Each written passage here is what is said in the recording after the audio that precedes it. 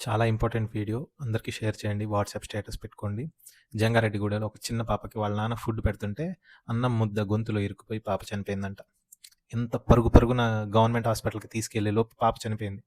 And ఇట్లాంటి సిట్యుయేషన్‌లో ఒక చిన్న ఫస్ట్ ఎయిడ్ చేస్తే ఆ పాప బతికేది. అది తెలియక ఆ చిన్న పాప అంత సఫర్ అవుతున్నా సరే వాళ్ళ నాన్న ఏం చేయలేక హాస్పిటల్ తీసుకెళ్తే దారిలో చనిపోయింది ఆ పాప.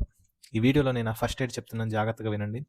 ఎవరైనా సరే అలా గొంతులో ఏదైనా ఇరుక్కుపోతే గనక అది ఫుడ్ ఐటెమ్ ఎనీథింగ్ అవ్వచ్చు. అన్నం ముద్ద అవ్వచ్చు, చాక్లెట్ అవ్వచ్చు, లేకపోతే నాన్ వెజ్ అవ్వచ్చు, లేకపోతే క్యారెట్స్ అవ్వచ్చు, ఎనీ వెజిటబుల్, గ్రౌండ్ నట్స్ అవ్వచ్చు, కాయిన్స్ అవ్వచ్చు, ఎనీథింగ్ అలా ఇరుక్కుపోతే గనక ఇమ్మీడియట్‌గా వాళ్ళని ఫస్ట్ ఒక 2 సెకండ్స్ అబ్జర్వ్ చేయాలి. అంటే వాళ్ళు ఏం చేస్తున్నారు, కొంతమంది దగ్గితే గనక బయటకొచ్చేస్తది. ఒకవేళ దగ్గలేక వాళ్ళు గొంతు మీద చేతులు పెట్టుకొని ఊపిరి ఆడనట్టుగా ఒకలాంటి ఎక్స్‌ప్రెషన్ పెడతారనమాట.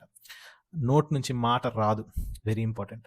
ఆ సిట్యుయేషన్‌లో ఇమ్మీడియేట్‌గా వాళ్ళ వీపు మీద 2 రెక్కల సందులో మన మణికట్టుతో ఒక 5 టైమ్స్ కొట్టాలనమాట. సో, ఒక 5 టైమ్స్ కొట్టినప్పుడు ఆ ప్రెషర్ వల్ల ఆ ఇరుక్కుపోయిన ఆబ్జెక్ట్ అనేది బయటకొచ్చే ఛాన్స్ ఉంటుంది. తర్వాత రివర్స్‌లో తిప్పి వాళ్ళ అంబ్లికస్ దగ్గర మనం పిడికిలి బిగించి ఒక 5 టైమ్స్ ఇంకొక చెయ్యి సపోర్ట్‌తో లోపలికి తోస్తే గనక మన డయాఫ్రామ్ అనే మజిల్ కాంట్రాక్ట్ అయ్యి ఆ గొంతులో ఇరుక్కున్న ఆబ్జెక్ట్ బయటకొచ్చేస్తదండి.